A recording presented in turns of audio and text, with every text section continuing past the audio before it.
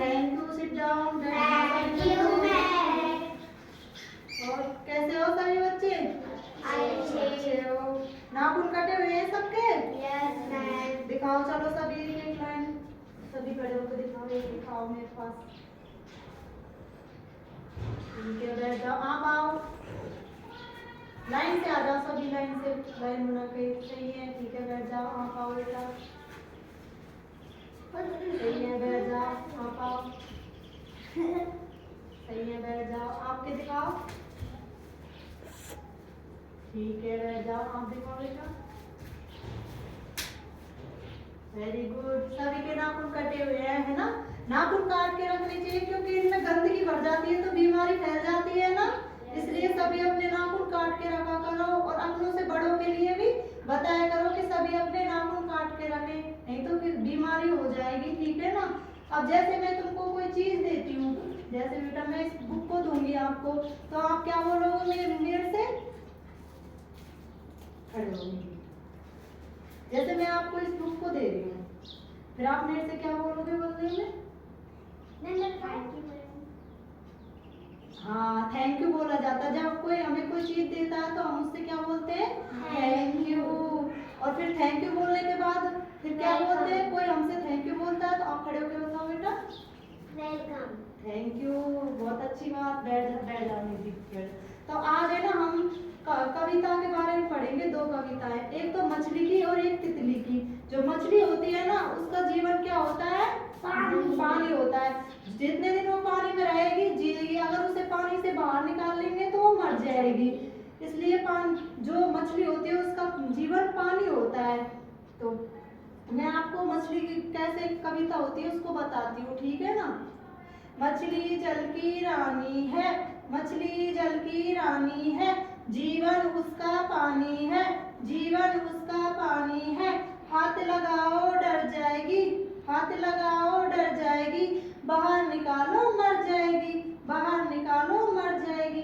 अब मैंने बोला ऐसे, आप मेरे पीछे, मैं बोलूंगी फिर उसके बाद आप बोलना, ठीक है? थोड़ी तेज आवाज में बोलना, अच्छे से। मछली जल की रानी है, मैं बोलूं उसके बाद बोलना आप। मछली जल की रानी है, मछली जल की रानी है, जीवन उसका पानी है, जीवन उसका पानी है। हाथ लगाओ डर जाएगी, हाथ लगाओ डर जाएगी, बाहर निकालो मर जाएगी, बाहर निकालो मर जाएगी। तो समझ में आया कि मछली का जीवन क्या होता है?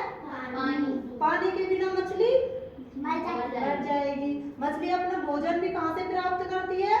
पानी से प्राप्त करती है। इसी प्रकार एक तितली की कहानी है। तो वो है कविता तितली की। तितली उड़ी बस में चढ़ी, सीट न मिली तो रोने लगी। तितली उड़ी बस में चढ़ी, सीट न मिली तो रोने लगी। कंडक्टर बोला आजा मेरे पास, तितली बोली हट बदमाश, हट बदमाश मेरे घर है पास। तो जो तितली होती है वो अपना भोजन कहाँ से प्राप्त करती है पता है आपको बच्चों? फूलों से, ठीक है ना? तितली अपना भोजन फूलों से प्राप्त करती है।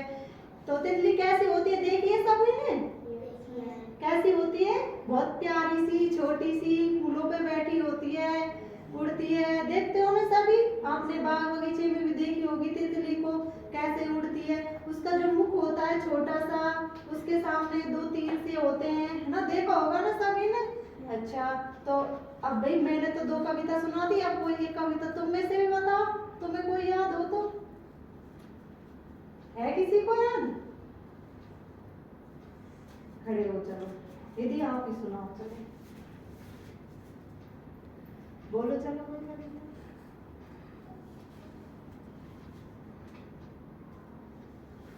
नहीं है याद? ठीक है, बैठ जाओ। आपको याद है? अंशु आपको याद है? आपको याद है, आप खड़े हो, चलो। चिड़िया बोली कुट कुट कुट, थोड़ा तेज बोलो। चिड़िया बोली कुट कुट कुट, हमको दे दो बिस्कुट, भूख लगी है खाऊंगी, खा पी के सो जाऊंगी।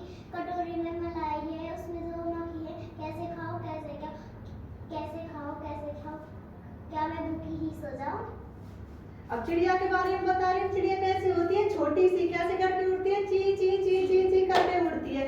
दाना चुगती है, खाना पीती है और उड़ जाती है, दाना पानी चुकर वह उड़ जाती है, उसका यही काम होता है, वो दाना खाना और पानी पीना और वहां से उड़ जाना। ठीक है, तो बस इतना ही।